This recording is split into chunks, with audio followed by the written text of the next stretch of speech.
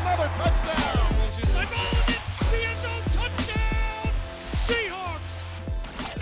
And now, Move the Sticks with Daniel Jeremiah and Bucky Brooks. What's up, everybody? DJ Bucky back here on Move the Sticks. And man, Buck, we have so much ground to cover on today's episode. But before we get into what we're going to discuss, I'm sick of explaining. You tell the folks at home what we do here on Move the Sticks. So you have two former scouts who are really taking a look at the league and players from a scouting perspective, really digging into the evaluations, trying to talk about how the pieces of the puzzles fit. And so when you bring 20 years of combined scouting experience in the National Football League, we have a unique take on the game. Yeah, and most of the time, I'd say 80% of the time, we see things the same. But there's that 20% where we're a little off. Today may be one of those days. Yeah, that's where it can get fun here on Move the Sticks. But we got a jam-packed show, Buck. Let's get TD, our producer, in here to tell everybody what we got coming up. TD? Along with the 20 years of scouting experience, you also have a bunch of Madden experience back here. Got any questions? G4 is a Madden guy to our director, so fun times. On today's show, we are talking A.J. McCarron, stepping in for the Bengals now with Andy Dalton maybe being out for the rest of the season. Coach Billick's going to talk about Johnny Manziel. We're going to look at our top surprises of the season so far. And plays of the week, we're going to look at sacks this week. Yeah, look, there were some big-time sacks. Khalil Mack's performance. We'll dig into that in just a minute here, Buck. Let's kick things off with what we're calling our scout notes here, kind of going back and looking at a couple players here, and these are going to be key figures as we march towards the postseason. The first of which is A.J. McCarron, who's now taking over the quarterback position for Andy Dalton, who broke his thumb. But Buck, before we get in deep, you can see our scouting notes up on the screen here. Before we even jump into that, I want everybody to just get a real refresher here of what your guy, because I'm calling him your guy, A.J. McCarron, had to say after the game in the little press conference, what he had to say about the situation he finds himself in. I guess Tom Brady was in the same situation when he had the opportunity, so I got to make the most of it, do my job each week, know we have a unbelievable defense, and don't turn the ball over, and we have a chance to win. You like that? I love it. You love that? I love it. I love the confidence. I love him understanding exactly where he fits in the evaluation and where he fits in this puzzle with the Cincinnati Bengals.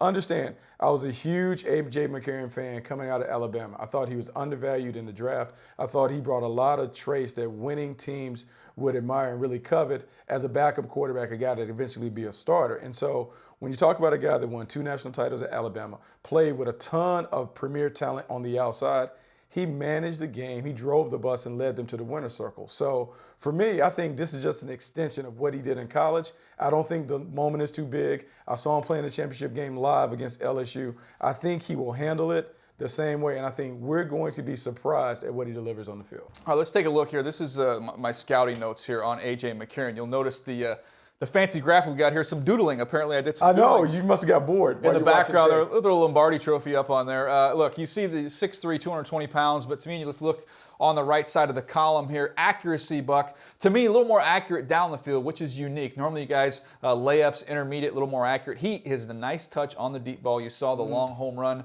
to A.J. Green, the touchdown the other day. Decision-making, he plays the game in an aggressive fashion. He's going to try and push the ball vertically down the field. You'll see some good. You'll see some bad there. Arm strength-wise, I put him slightly above average. I don't know his arm strength is all that different from Andy Dalton's. Maybe a slight improvement there. Mobility, very average. You give a big edge to Dalton in that regard. Now, the things that concern me a little bit, I know you're a big A.J. McCarron guy, but I'll give you some of my concerns. You talked about going to see him in the national championship game, right? Played well in that football game. I went and watched him play, I believe it was the following year in the Sugar Bowl against Oklahoma.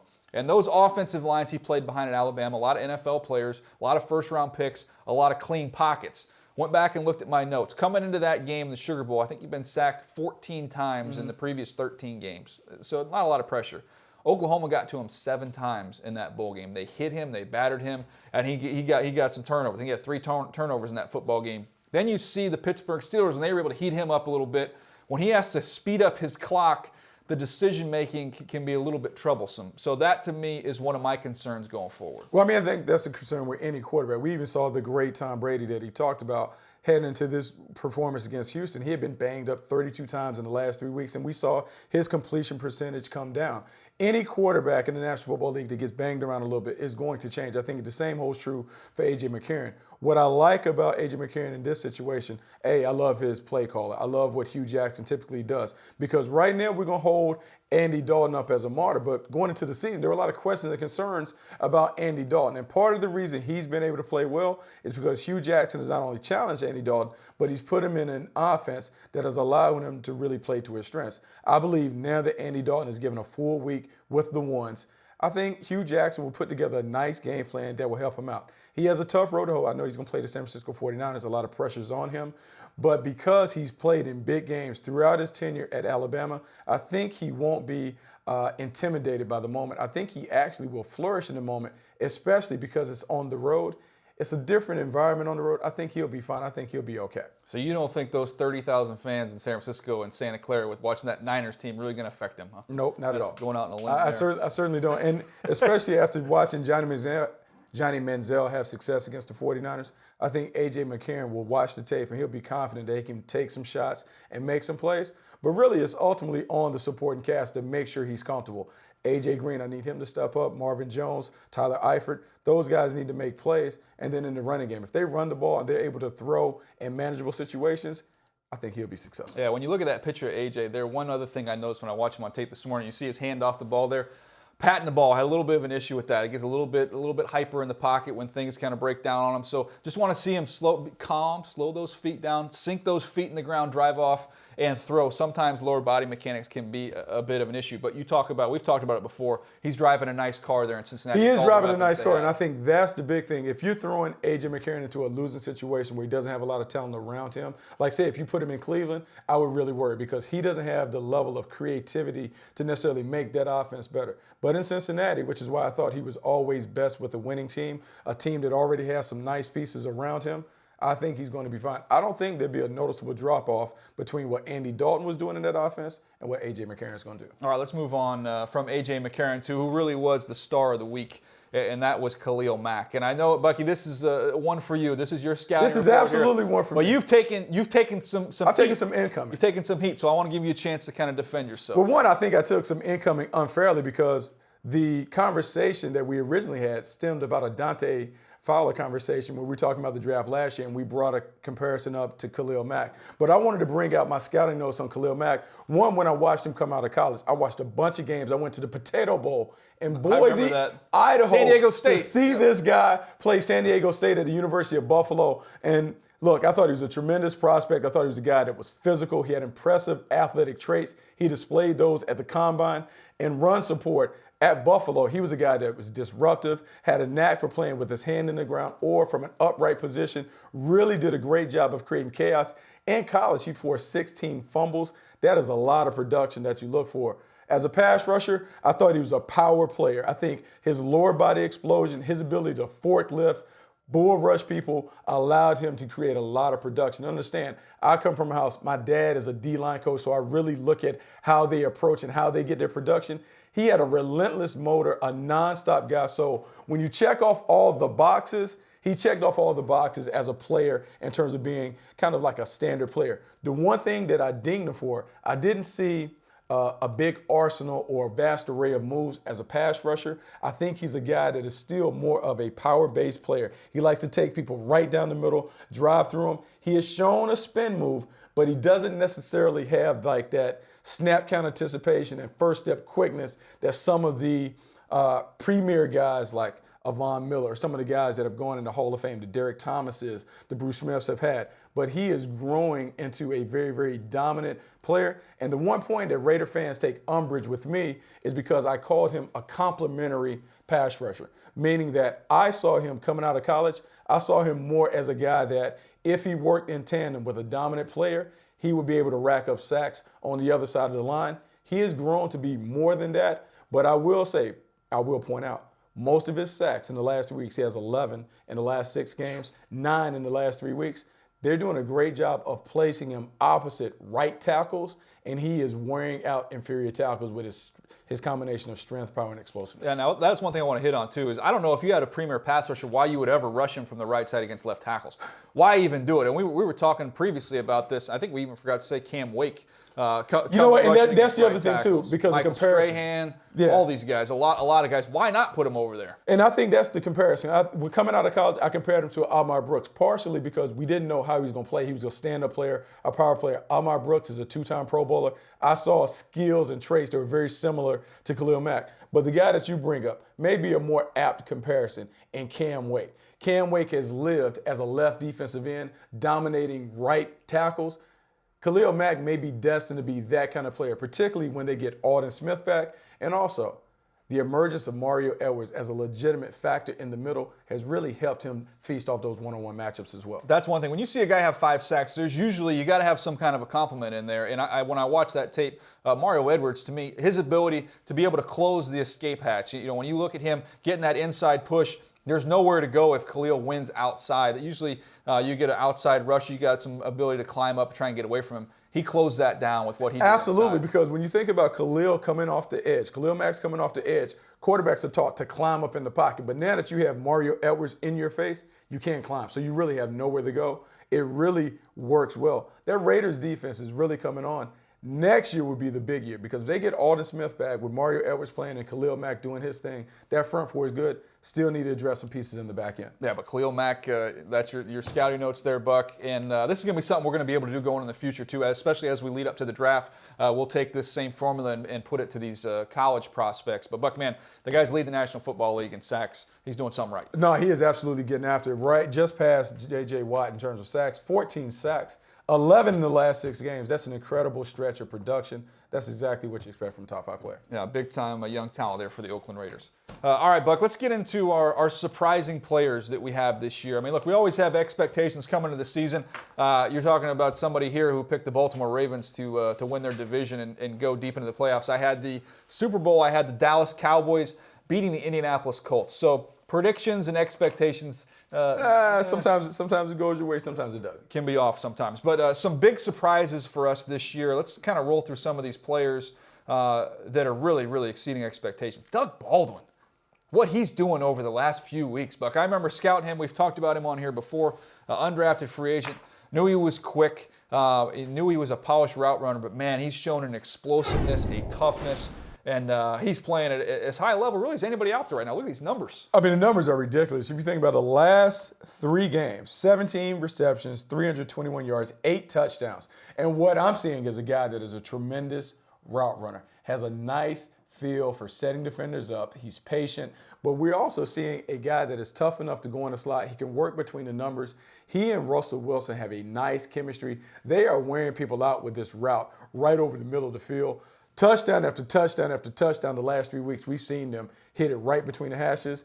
I like what Doug Baldwin is doing. And I actually think removing Jimmy Graham has made it easier for Darrell Belleville to really dial up plays because he knows he can trust Doug Baldwin as their number one. He may not be a number one in most systems, but in this system, he's a number one. And when I was in Seattle, when they went to the Super Bowl, they had Darrell Jackson, Bobby Ingram, Joe Vicious, all those guys. Not a true number one, but guys that could kind of him and Hahn, interchangeable parts that could take on the lead role when it was necessary. He does such a nice job stemming up defenders, getting on their toes, and snapping off his route. Excellent route runner. How about Ryan Fitzpatrick, the quarterback for the New York Jets? I mean, look, they have the incident where Geno Smith gets popped in the mouth, and that kind of guarantees him the starting position.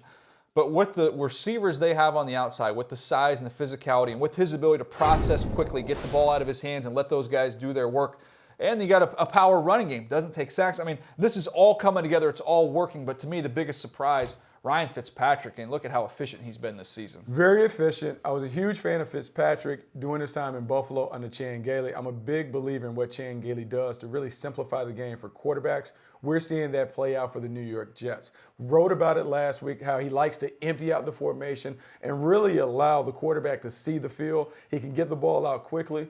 And the duo that you allude to, Eric Decker and Brandon Marshall, they're playing as well as any duo in football. These guys are dominating down in the red zone.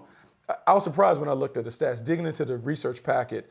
Eric Decker and Brandon Marshall, 2 and 3 respectively in touchdowns behind Dez Bryant since 2012. Who would have thought that those guys were the ones that are the most productive in terms of putting the ball in the paint as receivers? Yeah, both guys, had a lot of success before they got to the Jets, and now teaming up together, quite the combination there. How about we've done stuff on Jordan Reed in the past. We knew he was a tremendous athlete. We kind of laugh about the fact that teams are still treating him as a tight end because he is basically functioning as a wide receiver, but teams continue to match him up with linebackers and safeties, and they've got no shot. He's too quick, he's too good, and I think he's on his way to a Pro Bowl. He is on his way to a Pro Bowl season. He's playing as well as any tight end in the NFC, really getting it done. 7 touchdowns, as you see. But what I like about what he has done, he has become that safety valve, that blanket, security blanket for Kirk Cousins.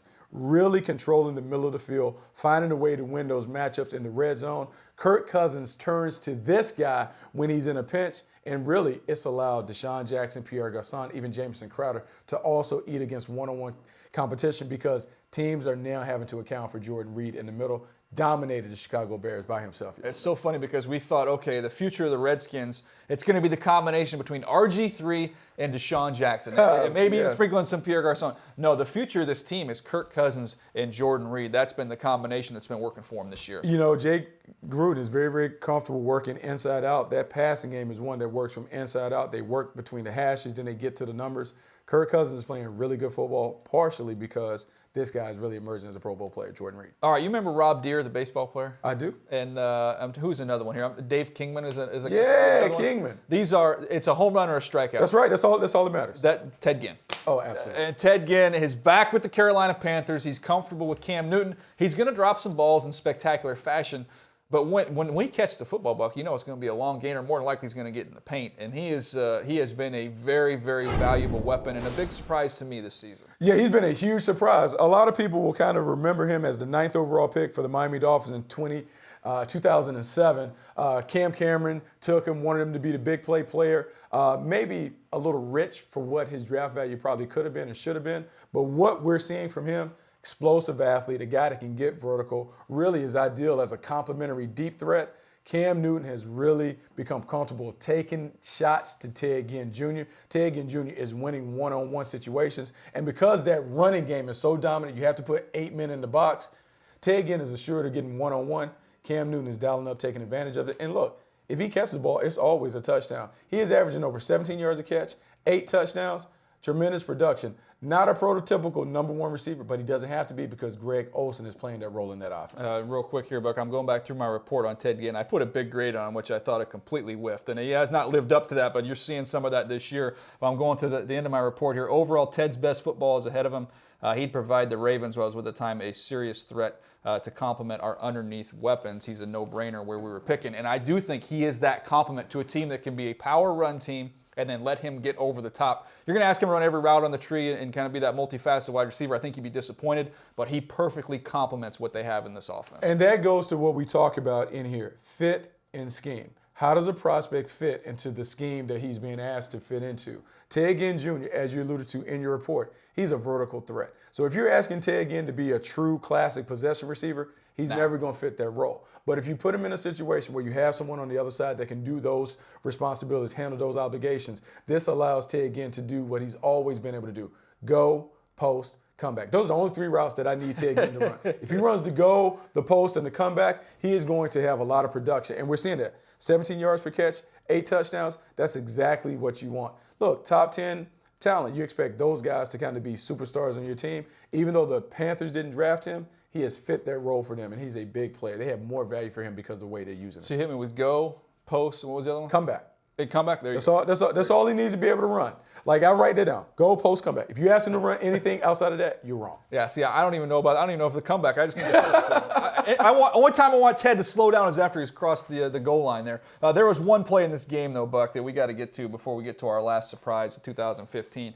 Cam Newton, we highlighted one of the throws he made last week. I think he might even have topped himself with the one he made this week. Yeah, tremendous throw. A lot of times when you're looking at quarterbacks, it's not only about the regular mechanics and how they get the ball out.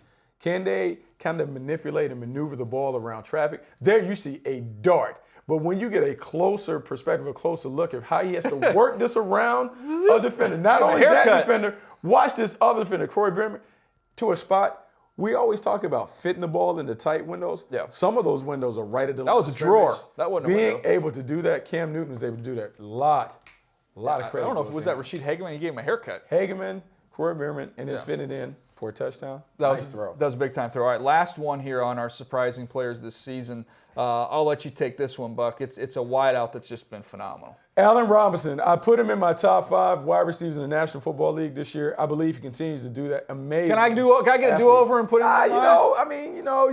You can fit him in. This dude is balling, absolutely balling. You're talking about averaging over 16 yards, a catch, 12 touchdowns, and has really emerged as a dominant number 1 for the Jacksonville Jaguars.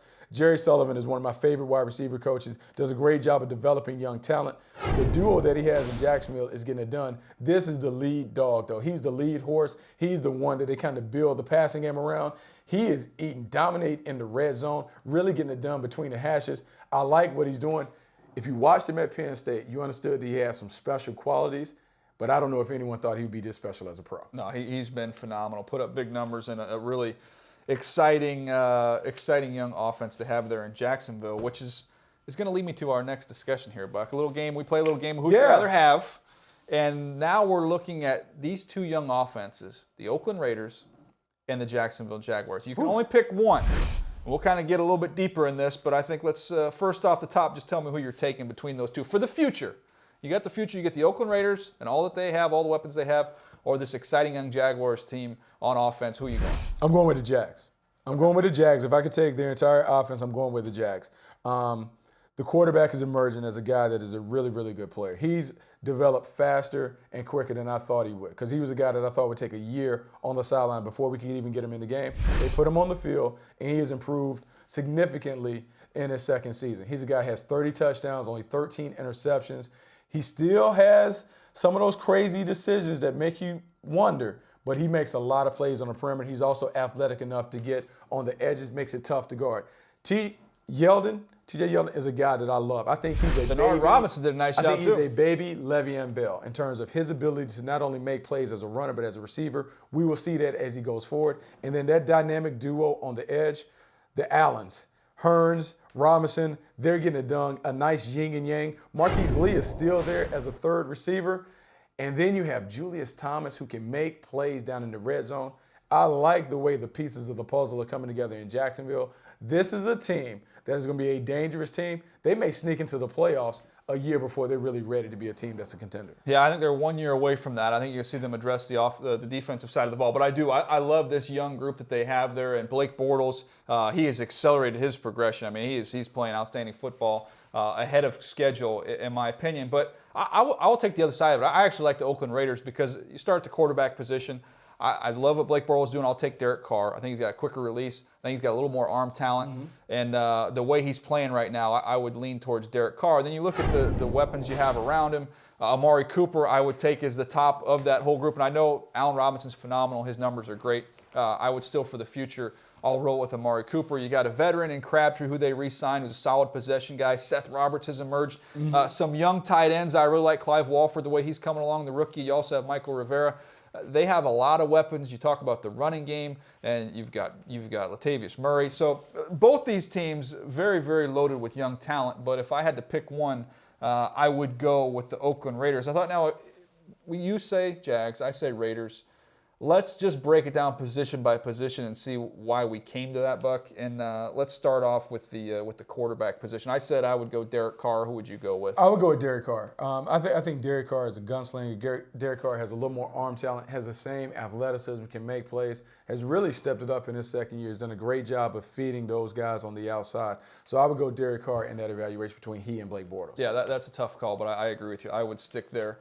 With the Oakland Raiders, with Derek Carr. Take nothing away from Blake Bortles. He's on his way to really being a Pro Bowler. He's playing he's playing outstanding. I mean, it's hard to find a quarterback that's playing better in the AFC. Both guys can move around, too. I like that about him. But I would lean Carr. And we go to the running back position, Buck. Who do you lean towards there? I'm going with Yeldon. And I know the numbers won't necessarily justify that statement, but to me, when I look at Yeldon, I see a smaller version of Le'Veon Bell, meaning a guy that can be a guy that really gets over the 2,000 yards from scrimmage mark in his future. He's a guy that can do it inside and outside as a runner.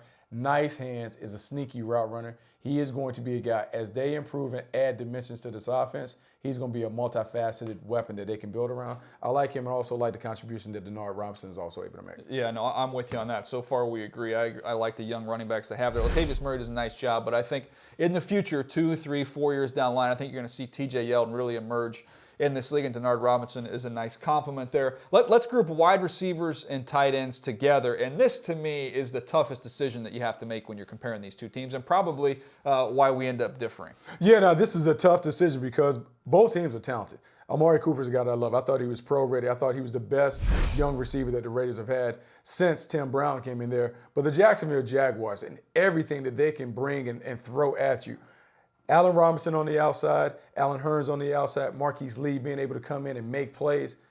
Julius Thomas is the guy in the red zone that can be a dominant factor. And so when I look at how the pieces of the puzzle fit and how they complement one another, I love the Jaguars receiver core. I like how Jerry Sullivan is developing these guys. I think this is going to be an explosive offense for years to come because they have everything that you look for when you think about prolific offenses. And this was the toughest call. I ended up leaning towards the Raiders. I mentioned it. We talked about Amari Cooper.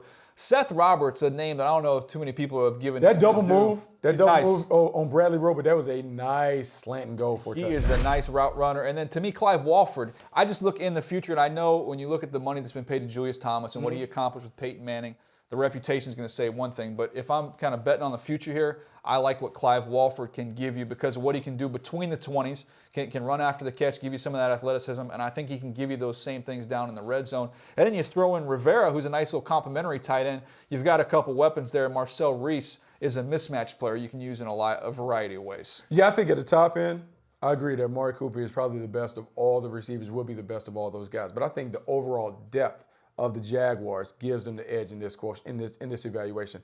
They just have a young stable of productive pass catchers that are going to be a handful for defenses going forward.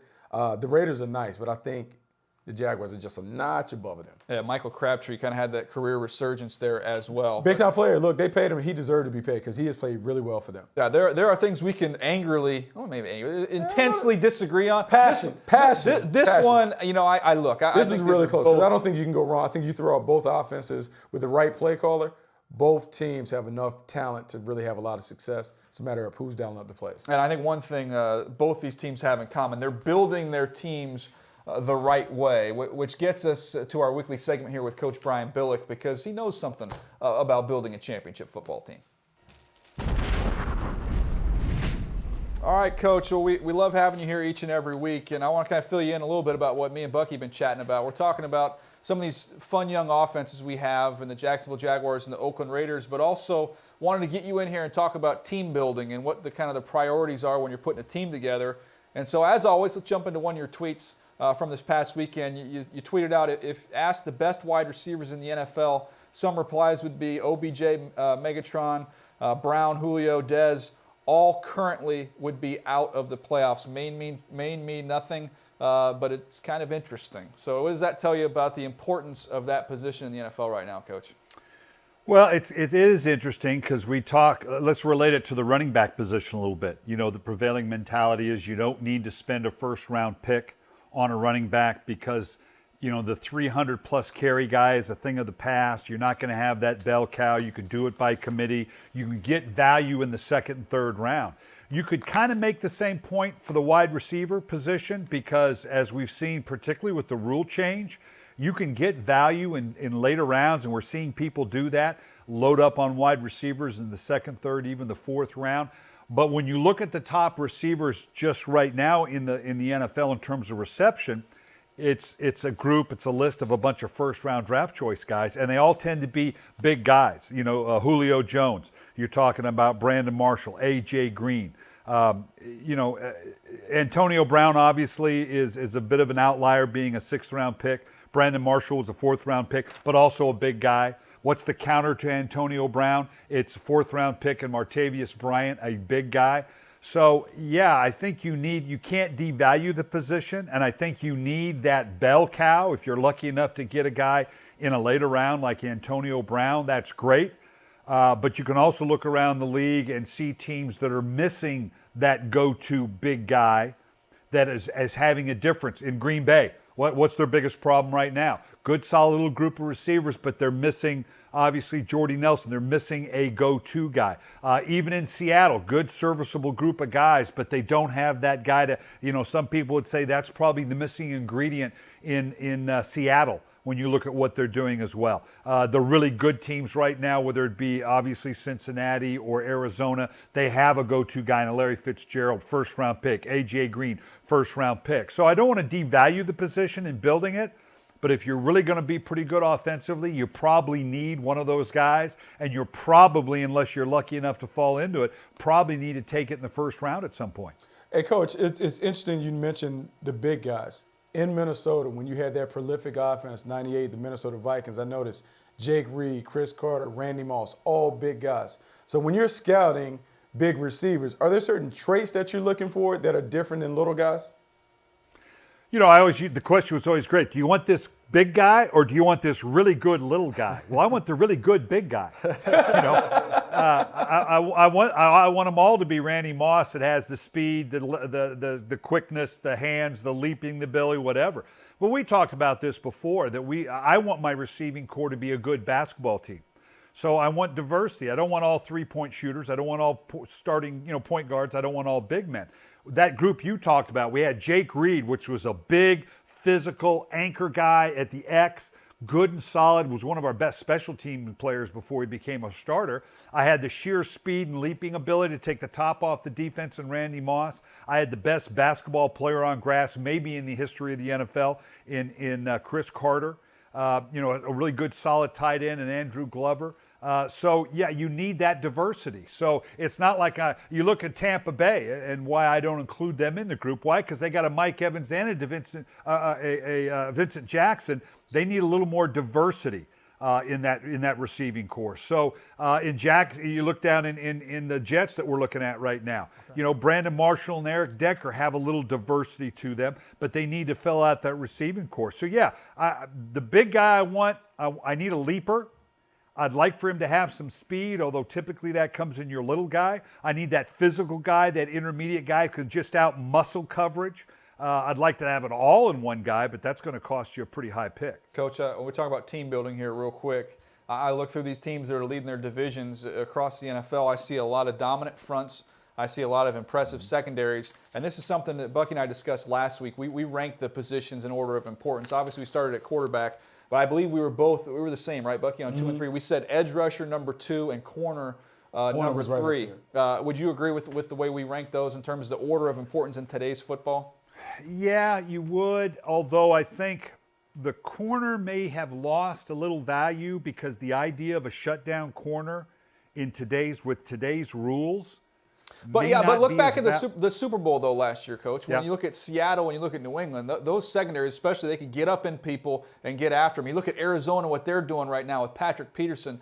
They're aggressive. Even New England, the way, Butler, I know they lost Darrelle Revis and Browner, but the way Butler's playing, they have really, really good corner play. And I don't disagree with you, Josh Norman in Carolina, obviously, when they're a little more heavy zone. I'll take it. Don't get me wrong. And that is going to be important. I guess I'm going back to my theme of where do I need to expend my first-round picks? Mm-hmm. When you ask the question, how do I build a team? Well, you're going to build it, obviously, across the board in the draft and augment it with free agency to a degree. And you hope to hit on those things. But if you're asking me over the first, let's say I have 5 years, which is a lifetime in the NFL, we're finding right now. I love the article today saying that in Atlanta, the owner in Atlanta says that Dan Quinn is safe. After really? 1 year? 1 year. If you have to say that's not good. Exactly right. So basically, you're saying I got 1 year and 1 first-round pick. But let's put a 5-year figure on it.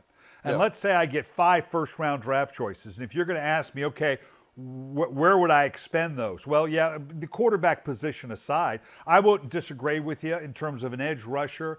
Probably a corner in there, but we dropped tackle down, Coach. I know, and we were there with Jonathan Ogden as a pillar, but just the way the NFL is right now, I couldn't even tell you who some of these left tackles are on some of these teams that are winning divisions. So that was the one. I think you took it all the way out of your top 5. Yeah, I didn't have it in my top 5 because in thinking about the top teams, I was thinking about the most prolific offenses. They didn't have a blue chip left or right tackle in their roster. Yeah, I need a tackle. I don't know if there's a prevailing mentality right now. I don't need to expend it on a left tackle. So if I get the right tackle and protect the left side, but a tackle in a first rounder, I'm with you. I would say, outside rusher, but an inside rusher too. Yeah. That's become, with the J.J. Watt and the Geno Atkins, Aaron Donald. That's becoming a priority as well. Oddly enough, a safety to match up with some of these tight ends, I think could be a priority. So you could move that list around pretty good. Interesting discussion, Coach. And real quick on Johnny Manziel. Look, they're not going anywhere, but we've talked about it. We're all in agreement here. They should have been playing him even through this little hiccup he had during the bye week. You need to find out what you have. He did a nice job. He tweeted out, he showed excellent poise in that game, keeping his eyes downfield. Just your overall impressions from what you've seen. I thought he played well against Pittsburgh before the bye, and it looked like he backed it up with another solid game here. He did. It always sounds like I'm a Johnny Manziel hater, and I'm not. I just don't think the guy can play in the NFL consistently. You're right. He had a good, solid game, and that's what I commented on.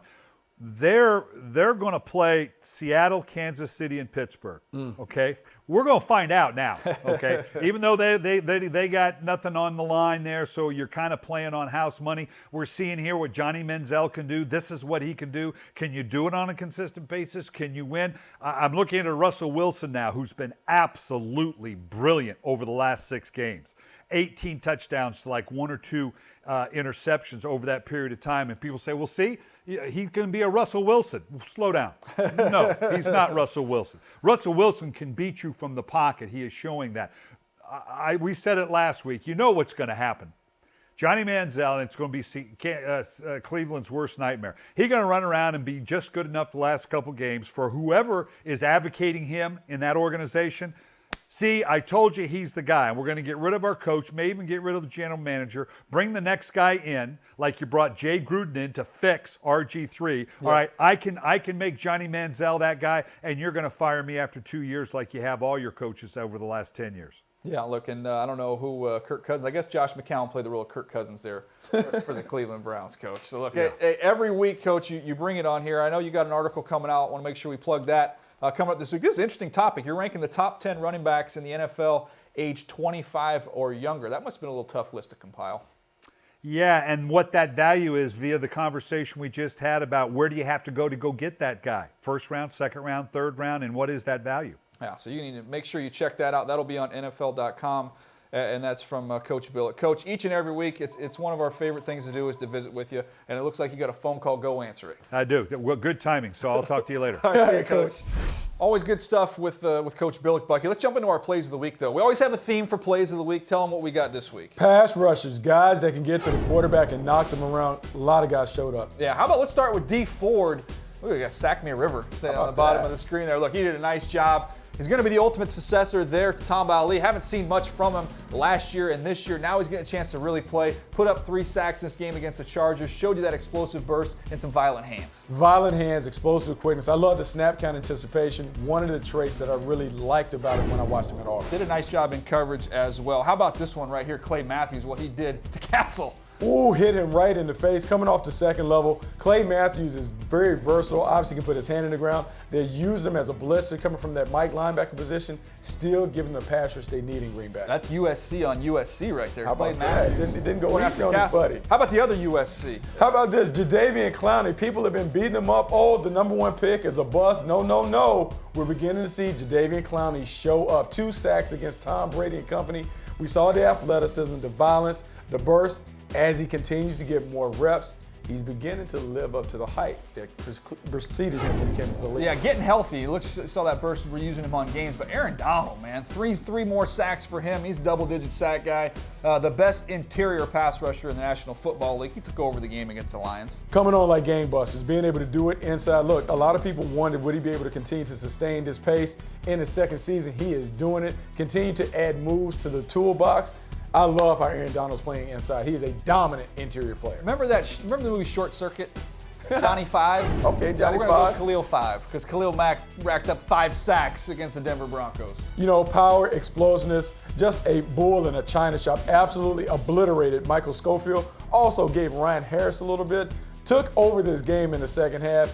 Made every play that needed to be made for the Oakland Raiders. Look, I think when we go back and look down this list, 4 of the 5 guys on our list were in the 2014 draft class.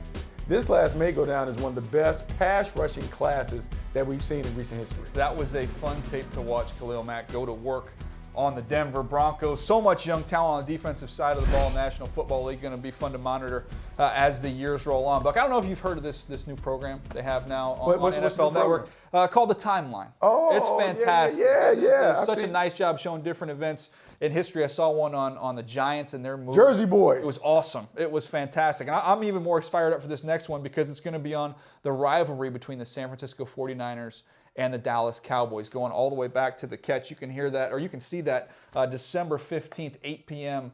on NFL Network. I encourage everybody to check that out. If you enjoy what we do here, I think you'll really dig that show. No, it should be exciting. That is a big-time rivalry. Talking about the 80s and 90s, two of the best teams going back and forth trying to determine who was the representative in NFC. Nobody at home will believe me because I work for the Philadelphia Eagles, but I actually grew up a Cowboy fan. So I remember watching, way out in San Diego? Like what? Yeah, what? the Chargers suck. I was a Cowboy fan there, and I apologize to everybody out there. But look, appreciate you guys checking us out. If you're watching us on YouTube, if you're listening to us on iTunes or on NFL.com, we appreciate you. On iTunes, please do us a favor. Give us some more feedback on there. Leave us a rating there. You can leave a comment. Thumbs up. And then YouTube is the thumbs up. So on YouTube, let us know what you think of the show right there. Give us a thumbs up on there.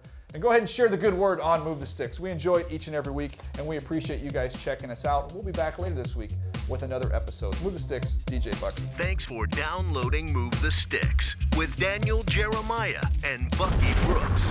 For more, go to NFL.com/podcasts.